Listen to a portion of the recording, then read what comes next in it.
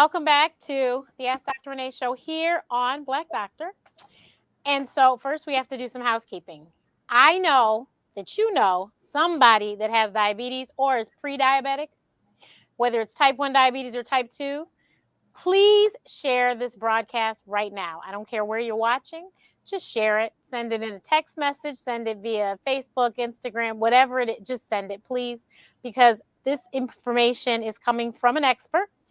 And I know she's going to give you information that can help you because she's helped a lot of people already. Okay. So that's first things first. So make sure that you have subscribed to our channels. My channel, of course, is Ask Dr. Renee. And then, of course, BlackDoctor.org. And I'm sure you've already liked our page, BlackDoctor.org. Excuse me. Sorry. But I'm going to give you, I'm going to introduce you to my friend and then make sure that you follow all of her stuff too. Because like I said, amazing information from an expert. Okay. So let's get started. Good evening, Dr. Kelly. Hi, Dr. Renee. Thank you for having me on. Oh, no, thank you. So you guys, first I have to start off with an oldie but goodie. The very first time Dr. Kelly ever appeared here on Black Doctor, I'm going to show you guys. We both have had a huge transformation, and maybe we'll talk about that on another show.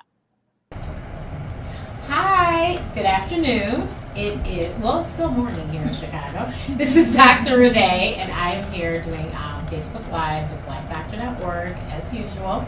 And today November is Diabetes Awareness Month. So I thought, who better to speak about it than, of course, Dr. Kelly Wood, who is an endocrinologist, and we'll talk about that in a minute too. But Diabetes Awareness Month and Thanksgiving being next week, and I want to make sure that all of my diabetic friends can eat but not get sick, because we don't want you in the hospital during the holidays when your family is around and when you should be shopping. So, Dr. Kelly, welcome. Thank you. Thank you for having me. Oh, thank you for coming. So, you guys, what I have to say, few things never change.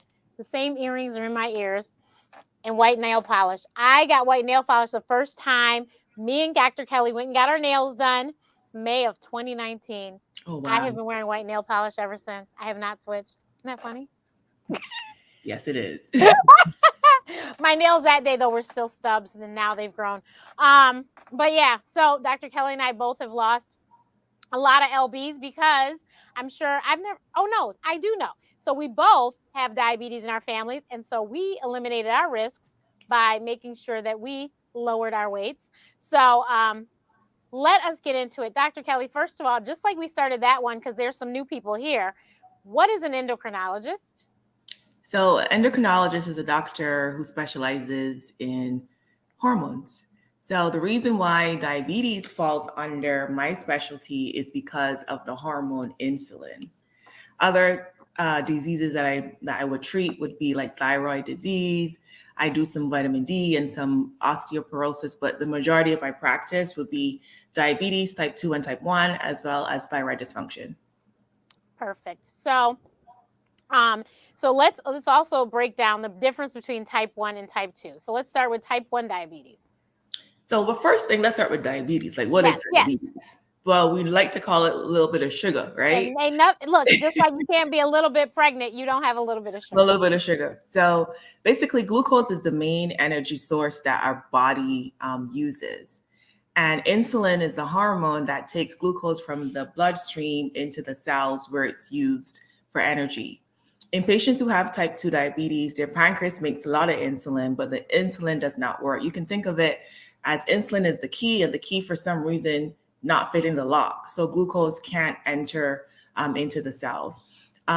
With type 2 diabetes, lots of insulin is around, but it's not working. We call that insulin resistance. In type 1 diabetes, however, it's an autoimmune issue where your immune system makes antibodies that attack your pancreas and causes your pancreas not to work. Patients with type 1 diabetes usually develop this as children, as teenagers, and sometimes even as young adults. Type 2 diabetes is more of a lifestyle disease. You have a genetic predisposition, but then you also have environmental factors like lack of exercise, not having a healthy diet. That kind of comes together to form type 2 diabetes. Type 1 diabetes, there's currently no cure for type 1. and it can't be reversed. So, and I know that there's many studies going, and hopefully they will get that fixed soon. Um, Somebody already typed in said they have type 2 diabetes, but I think that one, when I was growing up, we always called type 1 diabetes um, child's, like children's diabetes, and then we called type 2 adult onset diabetes. But as many of us know, especially here in the US, the obesity rates in kids has gone through the roof. So yes, adults are also, have high obesity rates, but the children's obesity rates have gone so high that now children are being diagnosed with type 2 diabetes. And I know you don't treat children, but a lot of pediatricians are now having to send kids to pediatric endocrinologists because they have type 2 diabetes. And I'm talking like elementary school. Mm-hmm. So it's really, really a problem. I actually just heard about a child who's in elementary school that's pre-diabetic. Most So definitely. what'd you You say? know, I get to see, so when these kids become like 21, 24, they get transferred over to me. So I have quite a few patients actually who were diagnosed with diabetes as a teenager, as 12-year-old preteen. So I get to see those patients eventually as well. Yeah. So it's awful, but and it's crazy that it has changed that way. Then also on the other hand, type 1, I actually know a couple adults, and I'm talking people that are past 40 that were just recently diagnosed with type 1 diabetes. So there's Um, a subtype of diabetes that we can call type 1.5. The actual term is LADA, LADA, and it stands for latent autoimmune diabetes in adults. These patients have the same antibodies to the pancreas that a type 1 patient might have, but they have them in much lower amounts and might not have as many types of antibodies. So they develop type 1 diabetes later in life. A lot of these patients are initially diagnosed as type 2 diabetes before someone checks the antibodies and find out that they're present. Some of these patients initially don't need insulin, but a lot of them eventually need insulin like a type 1 patient does. Gotcha. And then, of course, now, I mean, anybody who watches TV, there's so many commercials that talk about diabetes. Um, Can you tell us some of the things that we're watching? Like, first of all, I know that Freestyle Libre does amazing commercials, and actually, one of my friends does ads for them for Instagram. But tell us about these products. Yeah, the field of diabetes is really exciting. There's always some new gadget out there, lots of new medications. I would say maybe over the past like 7 to 8 years, there have been lots of new medicines. So what you're talking about is a continuous glucose monitor. These are some little devices that you insert into the interstitial compartment, and that's the compartment right under the skin. And they check your blood sugars every couple of minutes, like every 5 minutes or so, it checks your blood sugars. The two available ones that I use are Freestyle Libre, and it's also, you might have seen Dexcom commercial and television as Well, well. Dexcom, is endorsed by the lovely Dame Dash. If anyone is a connoisseur of rap as myself and knows Dame Dash from Rockefeller Records, he uses Dexcom because he is a type 1 diabetic. Mm-hmm. A lot of these sensors, you can actually use your smartphone to scan. For the Libre and for the Dexcom, it can send the information directly to your smartphone. So it's really convenient for the patients because they don't have to stick their fingers as much. And for us clinicians, it can give us a better idea of what's happening with our patients' blood sugars, even when they're not checking. Like, for example, when they're sleeping. You can see low blood sugars that happen during the night that a patient might not know if they're just going off finger sticks. A lot of these sensors also have alerts so that if your blood sugar is dropping or on its way down, it can alert you so that you can go and maybe have something to eat or have some glucose tablets. It also alerts you when your blood sugars are going really high. And what I've found is that it can actually change behavior, because if you have diabetes and you eat, I don't know, a bowl of give me something, bowl of like some kind of cereal that you're not supposed to eat in the morning, like Frosted Flakes, Frosted right? Flakes, yeah. And you eat that every day, and then you start wearing the sensor and you see your blood sugar going up to 350 in real time. That might make you stop and think the next time, maybe I shouldn't have these Frosted Flakes. So I've had patients who just by putting them on a sensor have been able to bring their blood sugars down. So if you have diabetes, ask your endocrinologist or even your primary care doctor if you could benefit from a sensor. I know for a lot of our Medicare, a lot of our older patients on Medicare, Medicare does cover it for free if you are on more than 3 shots of insulin per day, 3 or more shots of insulin per day. For the commercial insurances, some of them do cover the sensors. That is important. So I really want to stress right now that you need to understand that. Can you imagine that you don't have to stick your fingers? And I think the other reason why the doctors like it is because God bless them, but just like any other thing that you have to take or do, you're not going to necessarily remember to do it all the time. And so that's why this would be great for the doctor because, as you said, it's all recorded into the phone. So therefore, when they show up for their doctor's appointment, you can just look at the information. It's all there recorded on the phone. You don't have to rely on the patient writing it down somewhere or anything like that. So anything like, and then of course, as Jay-Z says, numbers never lie.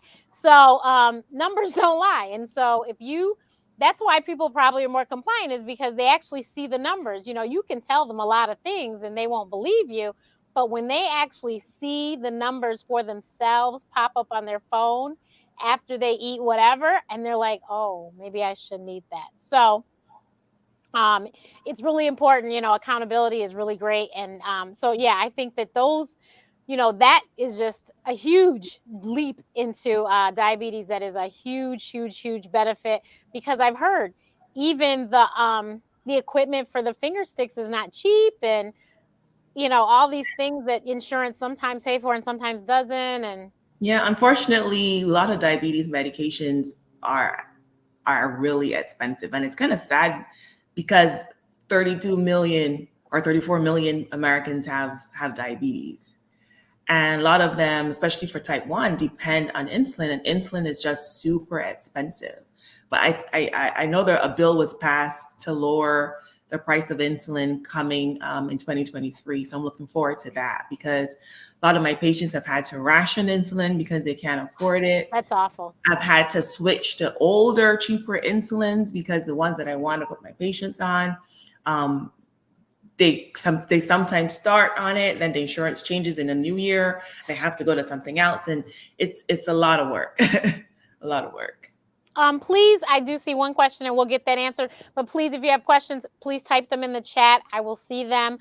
And LinkedIn might be the only one that I don't see your questions, but I'm not sure if somebody's watching on LinkedIn, say something and I'll see if I see it.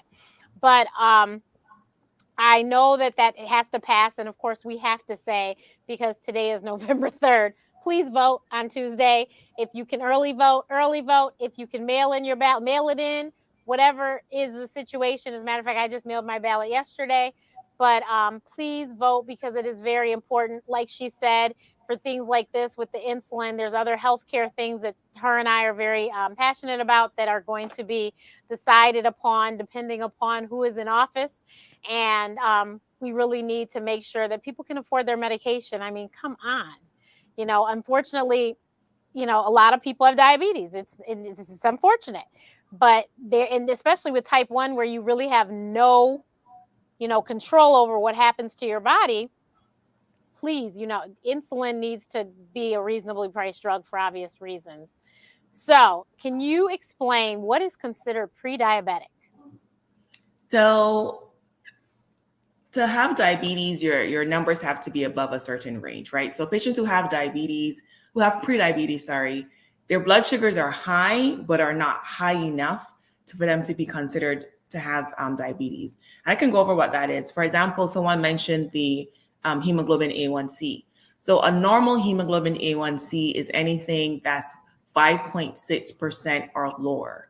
To have diabetes, your number has to be 6.5% or higher. So anything between 5.7 and 6.4, we consider that pre-diabetes. So you're not normal, you're high, but not high enough to be considered diabetes. Got it. Somebody said my daily readings range in 150 to 180, but my A1C, I think is what they mean, is a 6. So that's an interesting clinical scenario that I see a lot. So the A1C is a 3 month, 2 to 3 month average blood sugar. And what the hemoglobin A1C looks at, it looks at the amount of sugar that's on your hemoglobin. And hemoglobin is that substance in our blood cells that carry oxygen.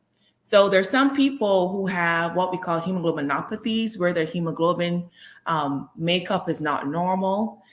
Some of those patients might have a falsely low or falsely high hemoglobin A1C. Chronic kidney disease can also cause false readings when it comes to an A1C.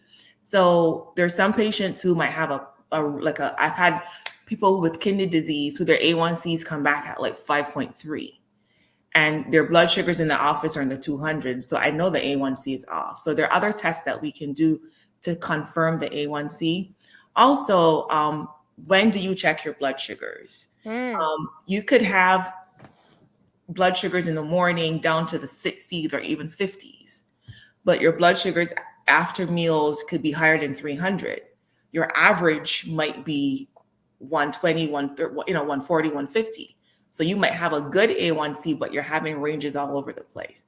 So are you checking your blood sugars multiple times a day? Are they always 150 to 180? If that's the case, then the A1C might not be accurately 6.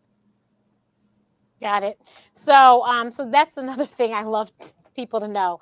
The A1C is going to tell on you. So please, when you go to your doctor, just tell the truth.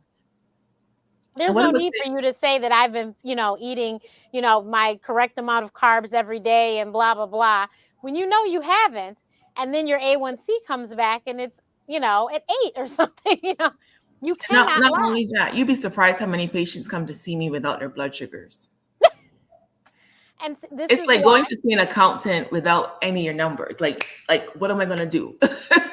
So yes, the A1C is going to give me an overall picture, but I still need to see, your doctors still need to see what's happening. Are you having low blood sugars every night? Your A1C might be perfect at 7, but you're having dangerously low blood sugars during the night. So you should still always bring your meter or bring your log in with you at your doctor's visits, especially if you see an endocrinologist.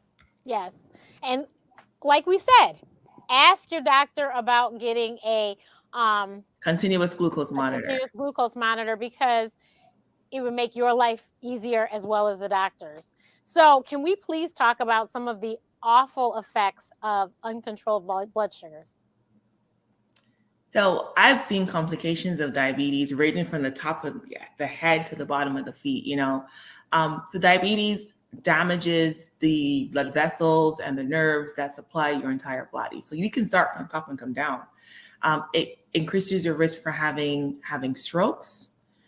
Even if you don't have a massive stroke, you can still have small little mini strokes. It can lead to microvascular disease in the brain as well. People who have that might have like memory issues or some cognitive issues. It can lead to heart disease. In fact, heart disease is the leading cause of death for patients who have type 2, who have diabetes. So that means having heart attacks, heart failure. It can affect the kidneys. A lot of our patients end up on dialysis because they have end-stage renal disease. Damage to the blood vessels that supply your feet. If you get like a cut or anything on your foot, because you can't take oxygen for healing, a lot of these cuts end up becoming infected. It can spread to the bones. Even now, I have patients who have recently lost toes.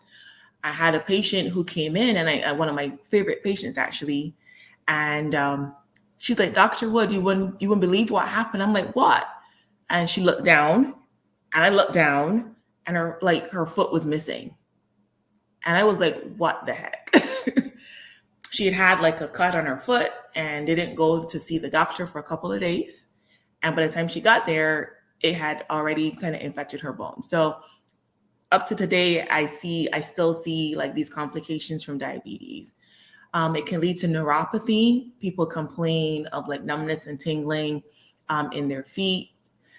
keeping them up at night. The poor circulation and the numbness, lack of feeling. People like step on stuff and not feel it, have things in their shoes and not feel it, have injuries and not feel it. So then their feet become deformed. So I can go on and on. It affects the eyes. I forgot about the eyes, but uncontrolled diabetes and uncontrolled blood pressure, they usually go hand in hand, can also lead to leaking of the blood vessels behind the eyes.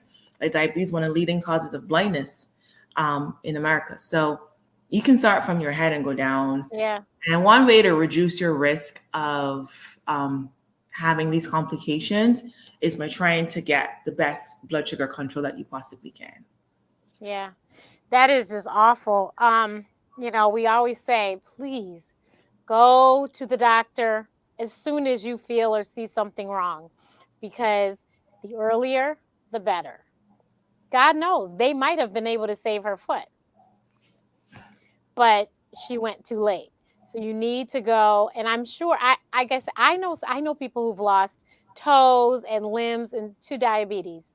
One of my favorite people from church was one of those people. And, it's just awful. And even, like I said, in my family, we have diabetes and, you know, eyesight. I'm telling you, you don't miss things until they're gone. Please don't wait until they're gone. Please don't wait till they're gone. This is not something that you don't, and we're going to talk about it, but there is no reason that you have to live in misery because you have diabetes. So, what foods can we eat? Because, of course, we know this month is Thanksgiving here in the US. What foods can we eat? Christmas is in December. I know that people want to have their candied yams and mac and cheese and some of these other things that have lots of carbs and sugar. What can they have? So one method that I like to go with is called the plate method. So you can have a plate. Half of your plate needs to be non-starchy vegetables or salad. A quarter of your plate needs to be lean meat, and the other quarter can be a starch. So your body needs glucose for energy. Like think about when you're extremely hungry, you can't function. Like for me, I know I get miserable. You I'm get so hangry? I definitely get hangry because our brain needs glucose. So you're not, if you have diabetes, you're not expected to cut carbs completely out of your diet. You are allowed to have carbs. You need carbs for energy. But it's important to choose the right carbs. So get rid of the white stuff. If you have to have like potatoes rather than white potatoes, use sweet potatoes, has more fiber, wouldn't spike your blood sugars as high or as quickly as white potatoes would. Switch to brown rice, whole wheat pasta, quinoa is another good starch to have. Or just, try to make those small little switches can really improve your blood sugar control. What about the chickpea pasta? Chickpea pasta is good too. I think that has a higher amount of protein Oh, wonderful. than the normal, white flour pasta. With Thanksgiving and Christmas coming up, I'm realistic. I realize that we're all humans. We're gonna want to eat with our families. Like just don't overdo it.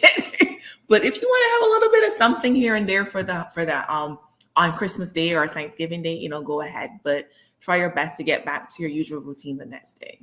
And I think my thing is, if you're the one having dinner at your house, then you prepare food you want to prepare. So go get the chickpea pasta. I promise they won't know the difference. Make your mac and cheese with that. Sweet potatoes. There is a sweet potato recipe that was lower in sugar because it didn't have brown sugar, and I can't remember what it was, but it wasn't. It tasted fine. I had them. It tasted fine. Of course, you can have your protein, your turkey, ham, whatever you guys eat, protein wise. Dessert wise, you don't need a full slice. Just get you a little sliver. If you must have some pie, get you a small sliver of pie. Or I know Weight Watchers has this pumpkin pie. I say in air quotes because it's not really pie, but it's like this mixture, and it doesn't. It's makes if you make it really quickly, and it has the fake whipped cream. It tastes great. It is, and Mhm. there's no crust involved, but it tastes great, and it's a good substitute.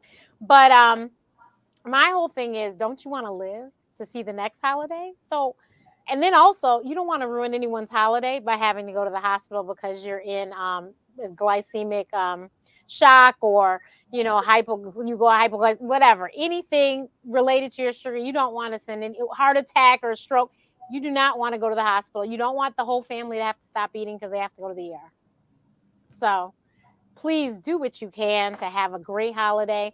The other thing is, I know many people, they do some form of exercise after their holiday meal.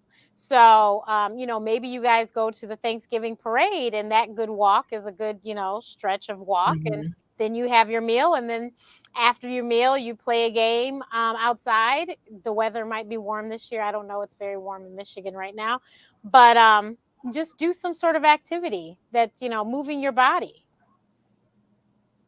But so what do you recommend for exercise so that we don't get type 2 diabetes? So the recommended amount of exercise for all adults, Right. not just those with diabetes, is a minimum of 150 minutes per week, and that's half an hour, 5 days a week at a minimum. If you can do more, even better. Try to find an activity that you like. If you don't like running, like don't be out there trying to run for 30 Right. minutes. Exactly. Like do whatever you like. If it's walking, hiking, riding a bike, dancing, doing Zumba. I also recommend not only doing cardio, but also a couple times a week, incorporating some strength training as well. That has shown to be better than just cardio alone. But whatever you like to do, just do it. And if you say, you know what, I can't get up, I can't do 30 minutes, just start off at 10 minutes a day. Or if you want to break up the 30 minutes to 15 in the morning, 15 in the evening, whatever it takes. And, don't get discouraged if you can only do 2 times a week. Whatever you can do for exercise would be beneficial to prevent diabetes. And if you already have it, would help you control it even better. So you said type 1 there is no cure. Type 2 though, there is a way to get yourself into remission, quote unquote, right? Correct. So remission is when your blood sugars are in the not in the diabetes range, off of medication for at least 3 to 6 months, for 3 months. So you guys, it is possible, but you have to be a stickler for. I have an uncle who did it, and he drank a whole lot of water, and he walked a lot. And I don't know what his diet was like, but all I know is that he kept taking his medicine because he was a good patient. God bless him. May he rest in peace. But he kept taking his medicine, and they ended up having his blood sugar was too low because he was taking insulin and he shouldn't be taking anymore. So that's when, they figured that out, and he was taken off of his medications. Yeah, I have been able to take patients off of medication. A lot of patients get really depressed because they think, once you start insulin, we'll never get off of it, or once you start medication. That's not the case. It's easier to go into diabetes remission the closer you are to your time of diagnosis, meaning within the first like 3, at most 5 years of being diagnosed. That's the time when you should be working really hard to get off of medication. Someone who's had diabetes for 20 years, 25 years, less likely to be able to achieve remission, but still try, especially those of you who were recently diagnosed, is entirely possible. That's awesome. So nowadays, in those same commercials, we see these commercials about these drugs that for diabetes, and they always say, and they cause weight loss. So there have been a lot of people, and I know that have been prescribing these as weight loss drugs, but I And mean, that's why we have a national shortage now. oh, I didn't know. Hmm. Hmm. Wow. So yeah, these are newer types of medications. They're usually injections that you give once a week. Many years ago, similar medications were giving them like twice a day or once a day, but now the longer acting ones you can give them once a week. And the medication class, they're called GLP-1 agonists. I'm going to go into what that is, but basically examples would be like Ozempic, um, Wegovy. Trulicity.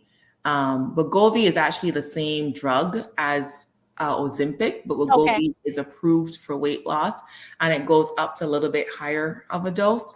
Ozempic is only approved for patients who have Diabetes. diabetes. Okay. So how these medicines work, they slow the emptying of your stomach, so they slow digestion down. So your blood sugars don't spike as high, and you also feel full quicker. They cross over into your brain, so they make you feel full.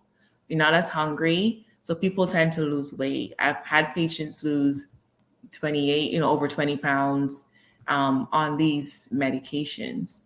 So because they work so well, first thing was Wegovy. You couldn't get it. So I'm not sure if people were prescribing Ozempic only for weight loss, but now a lot of my patients who have diabetes can't get Ozempic anymore because there's like a they're on back order at many of the pharmacies. Wow. Yeah, Wow. I've not seen them myself because I'm not really on TikTok like that. Yeah. But I've heard that there've been TikTok videos of people like taking these medicines for weight loss. Yeah, it's a big thing now. I've not seen them on TikTok either. Like I said, maybe we'll do another show and talk about our weight loss, but that's not what neither one of us did. But we didn't take any pills. We just ate good food and exercise because we do believe in exercise and we are Pelotonners. Mhm.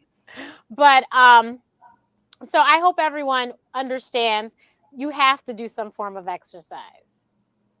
So it if you can just 10 minutes do a dance break in front of the television 3 times a day, you guys, this is not a lot.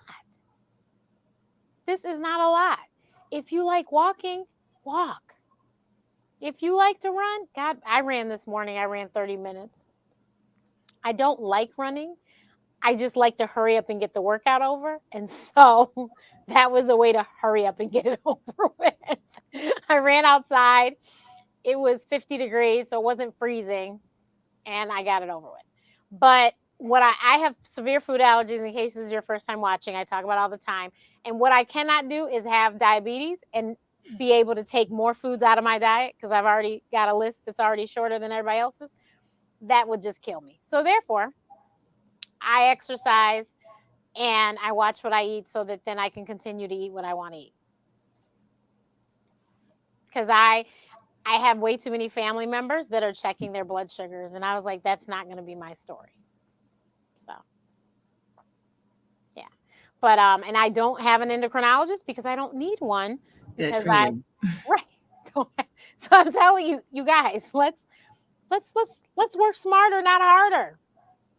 If you have type 2 diabetes, let's work on controlling our blood sugars and making our doctors happy by reporting them and listening to them. Dr. Kelly has this one story about her one patient. How is she doing? She's still doing good? She's doing good.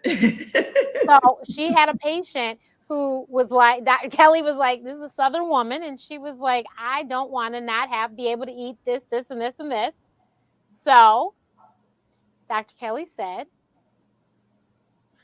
So we had a little negotiation. I said you can have your cornbread once a week. but she came back And and the numbers had definitely come down. So like I said, like I'm realistic. You're gonna eat something that you're not supposed to eat at least once in a while. I do too, but just don't make it a habit. exactly. And so I thought that was lovely. And this lady was an older woman. So, In her you 80s. know, how old? In her 80s. See, in her 80s. But she took charge. And so you didn't have to put her on medication, did you? Not on insulin. Definitely See? no. No insulin. Because she listened to the doctor and said, okay, this is what I'll do. I'll do this. So you guys, we just have to, like I said, work smarter, not harder. Let's, if you really have to have a cookie and not every day. Like, and drink your water. Water's your best friend, I'm telling you. Drink your water. Water has lots of benefits. But Dr. Kelly, how can everyone find you so that they can follow you and see all the great things that you post? So you can find me on all social media handles at Dr. Kelly Wood, MD. You can also go to my website, drkellywoodmd.com. Perfect. I put her website in the post, so you can click on that And then you can follow her on IG. Of course, I put her IG information in there as well. But thank you so much for joining us. And everyone, please let's be good to our doctors and get our blood sugars to them and all that great stuff. And I will see you next time. Bye.